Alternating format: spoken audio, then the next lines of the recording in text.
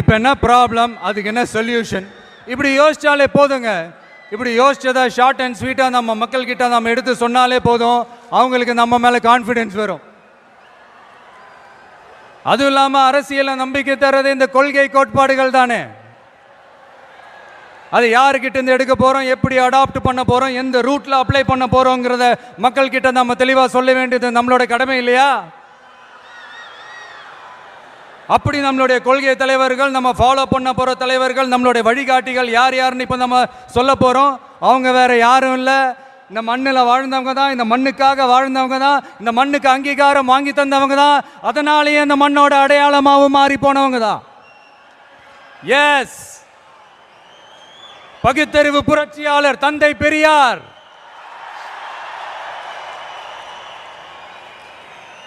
என்னது பெரியார் உங்க கொள்கை தலைவரா அப்படின்ட்டு ஒரு கூட்டம் அவங்களா ஒரு முடிவுக்கு வந்துட்டு ஒரு கூச்சல் மேல கூச்சல் போட்டுக்கிட்டு ஒரு பெயிண்ட் டப்பாவை தூக்கிட்டு கிளம்பிடுவாங்க பாருங்க. இந்த பெயிண்ட் டப்பா பிசினஸுக்கு நான் அப்புறம் வரேன். ஆமா, பெரியார் எங்க கொள்கை தலைவர்.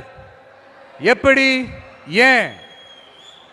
பெரியார் சொன்ன கடவுள் மறுப்பு கொள்கையை மட்டும் நாங்க கையில் எடுக்க போறதே இல்லை. எங்களுக்கு அதில் உடன்பாடும் இல்லை. யாரோட கடவுள் நம்பிக்கைக்கும் நாங்க எதிரானவங்க இல்லை.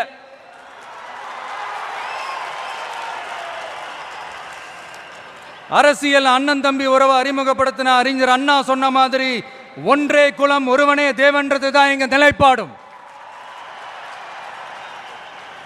ஆனாலும் பெண் கல்வி, பெண்கள் முன்னேற்றம், சமூக சீர்திருத்தம், சமூக நீதி, பகுத்தறிவு சிந்தனை, பெரியார் சொன்னது எல்லாத்தையும் நாம முன்னெடுக்க போறோம். பெரியாருக்கு அப்புறம் எங்களுடைய கொள்கை தலைவர் பச்சை தமிழன் பெருந்தலைவர் காமராஜர். பெருந்தலைவர் காமராஜர் இந்த மண்ணில மதச்சார்பின்மைக்கும் நேர்மையான நிர்வாக செயல்பாட்டுக்கும் முன்னுதாரணமா இருக்கிறதால அவரை எங்கள் வழிகாட்டியாக ஏற்கிறோம். இந்திய துணைக்கண்டத்தின் அரசியல் சாசனத்தை ஆக்கி காட்டியவர் அண்ணல் அம்பேத்கர்.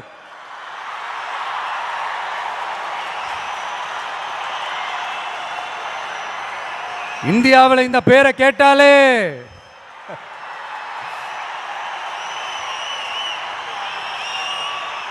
சமூகத்தில் ஏற்றத்தாழ்வு ஏற்படுத்துறவங்க எல்லாம் நடுங்கி போயிடுவாங்க. வகுப்பு வாரி பிரதிநிதித்துவத்தையும் சாதிய ஒடுக்குமுறையையும் நிலைநிறுத்த போராடின மாபெரும் தலைவர், அவரையும் எங்கள் வழிகாட்டி என்று சொல்வதில் பெருமை கொள்கிறோம்.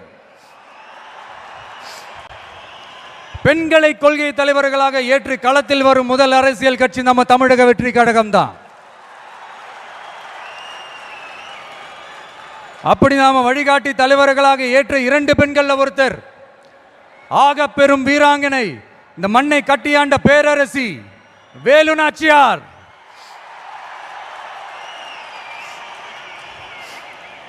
சொந்த வாழ்க்கையோட சோகத்தை கூட மறந்துட்டு இந்த மண்ணுக்காக வாளேந்தியும் வேலேந்தியும் போர்க்களம் புகுந்த ஆணை காட்டிலும் வீரமான வேகமான வீர புரட்சியாளர் தான் நம்ம வேலு நாச்சியார். இன்னொருத்தர் முன்னேற துடிக்கிற சமூகத்தில் பிறந்து இந்த மண் பின்தங்கிட கூடாது என்பதற்காக அதோட முன்னேற்றத்திற்காக பாடுபட்ட அஞ்சலை அம்மாள். சொத்தை இழந்தாலும் சுயநலம் பார்க்காம இந்த மண்ணுக்காக இந்திய சுதந்திர போராட்ட களத்தில் இறங்கி களமாடிய புரட்சி பெண்மணி தான் நம்ம அஞ்சலை அம்மாள். ஸோ இவங்க தான் நம்ம கொள்கை தலைவர்கள். இவங்களை நாம உறுதியாக பின்பற்றுவதே நமது மதச்சார்பின்மைக்கும் சமுதாய நல்லிணத்திற்குமான மிகப்பெரிய சான்றாக இருக்கும். பாசிச பாஜகவும் பாய்சன் திமுகவும் தான். மாண்புமிகு பிரதமர் நரேந்திர மோடிஜி அவர்களே 3வது முறையா ஒன்றியத்தோட ஆட்சி அதிகாரத்தை நீங்க தானே கையில் வச்சிருக்கிறீங்க. இல்ல நாங்க தெரியாம தான் கேட்கிறோம். நீங்க ஆட்சிக்கு வந்தது ஒட்டுமொத்த மக்களுக்கும் நல்லது செய்யவா, இல்ல நம்மளுடைய இந்த இஸ்லாமிய நண்பர்களுக்கும் இஸ்லாமிய தோழர்களுக்கும் எதிராக சதி செய்யவா? 2 பேருக்கு நடுவுல தான் போட்டியே. ஒன்னு டிவிகே, இன்னொன்னு DMK. Yes, This is a mass gathering, not for cash, but for a good cause.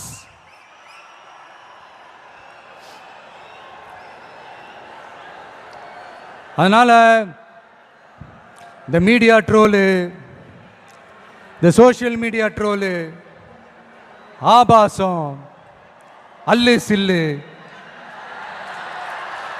இதெல்லாம் வச்சு இந்த அவதூறு பரப்புறது, என்ன இந்த பயாஸ்கோப்லாம் காட்டுறது,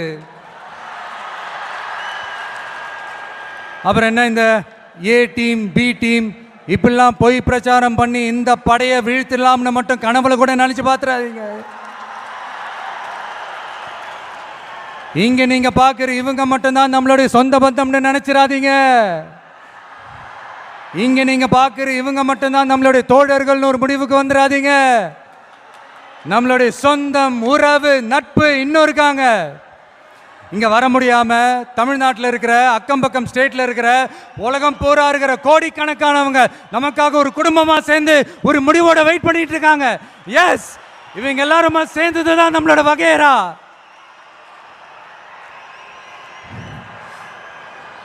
இங்க யாராச்சும் வந்துட மாட்டாங்களா, ஏதாச்சும் நல்லது செஞ்சிட மாட்டாங்களா அப்படின்னு ஒவ்வொரு நாளும் நம்மளுடைய தமிழ்நாட்டை பத்தி, அதோட வளர்ச்சியை பத்தி ஒரு ஏக்கத்தோடு இருக்கிற நம்மள, நம்ம மக்களை, இந்த ஏமாத்துற இந்த கரப்ஷன் கபடதாரிகளை ஜனநாயக போர்க்களத்தில் நாம சந்திக்கிற நாள் வெகு தூரத்தில் இல்லைங்க. இப்போ இப்படின்றதுக்குள்ள வந்துடும். 2026 எலெக்ஷன் கமிஷன் அப்படி ஒரு போருக்கான ஒரு நாளை குறிக்கும்ல. அன்னைக்கு, அந்த நாள்ல, அந்த தேதியில ஒட்டுமொத்த மக்களும் தங்களோட ஒத்த விரல்ல தமிழ்நாட்டில் இருக்கிற 234 தொகுதியிலையும் TVK சின்னத்துக்காக அவங்க அழுத்த போற ஒவ்வொரு பட்டன்ல இருந்து விடுற ஒவ்வொரு ஓட்டும் அணுகுண்டா மாறும். பாருங்க, நடக்கும். பாருங்க, நடக்கும். அரசியல்ல நம்ம என்ன ஸ்டாண்ட் எடுக்க போறோங்கிறது தான் ரொம்ப இம்பார்ட்டன்ட். ஏன்னா அதுதான் நம்மளுடைய எதிரிகள் யாருன்னு சொல்லும். அப்படி ஒரு கரெக்டான ஒரு ஸ்டாண்ட் எடுத்துட்டாலே நம்மளுடைய எதிரிகள் யாருன்னு நாம சொல்ல தேவையில்லை, அவங்களே நம்ம முன்னாடி வந்து நின்று நம்மளை எதிர்க்க ஆரம்பிப்பாங்க. ஆனா இந்த கரப்ஷன் இருக்கே, அது எங்க ஒளிஞ்சிருக்கு, எப்படி ஒளிஞ்சிருக்கு, எந்த ஃபார்ம்ல ஒளிஞ்சிருக்கு கண்டுபிடிக்கவே முடியாது. கருத்தியல் பேசி கொள்கை நாடகம் போடும், கலாச்சார பாதுகாப்பு வேஷமும் போடும். அதுக்கு முகமே இருக்காது, முகமுடி தான் இருக்கும். முகமுடி தான் முகமே. இப்படி முகமுடி போட்ட கரப்ஷன் கபடதாரிகள் தான் இப்போ நம்ம கூடவே இருந்துகிட்டு இப்போ இங்க நம்மளை ஆண்டுகிட்டு இருக்காங்க. Yes, I repeat. சரி, இந்த அரசியல் எப்படிப்பட்டது, நம்மளால ஹேண்டில் பண்ண முடியுமா, இது நம்ம இயல்புக்கு செட் ஆகுமா, இப்படி இன்னும் எக்ஸ்ட்ரா கேள்விகள் வேற வந்து ஏதோ பூதம் கிளம்பி வந்த மாதிரி வந்துகிட்டே இருந்தது. இப்படி எல்லாத்தையும் பூத கண்ணாடி வச்சு பார்த்துக்கிட்டே இருந்தால் எதுவும் உருப்படியாக செய்ய முடியாது. சில விஷயங்கள்ல பின் விளைவுகளை பற்றி யோசிக்காம இறங்கி அடிச்சாதான் நம்மளை நம்புறவங்களுக்கு நல்லது செய்ய முடியும்னு இங்க தோணுச்சு. அதான் இறங்கியாச்சு. இனி எதை பத்தி யோசிக்க கூடாது. ஆனா எடுத்து வைக்கிற ஒவ்வொரு அடியிலையும் யோசனையும் நிதானமும் இருக்கணும்னு தான் முடிவு பண்ணி தான் வந்திருக்கிறோம். அட, இவரெல்லாம் வரமாட்டாரியா, அவரே வரல, இவரே வரல, இவருங்க வர போறாரு அப்படின்ட்டு நிறைய பேர் ஜோஷியம் சொன்னாங்க. அப்புறம் நம்ம கட்சியினுடைய பேர் அறிவிச்சதுக்கு அப்புறம், பேரு தானே அறிவிச்சிருக்கிறாரு, மக்கள் கிட்ட பேர் வாங்கணும்ல, அதெல்லாம் முடியாதுன்னாங்க.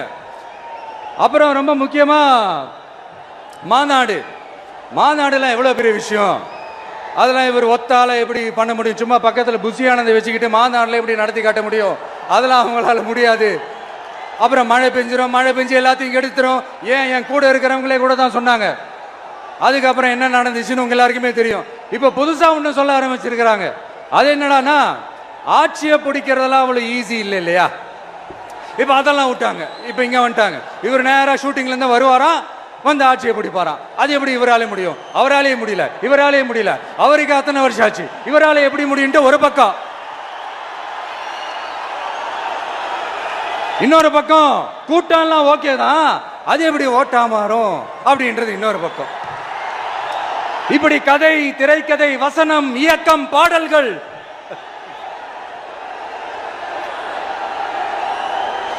அதனால இந்த அரசியல் ஆய்வாளர்களுக்கு நான் சொல்றதெல்லாம் ஒன்னேதான், நல்லா கேட்டுக்கங்க.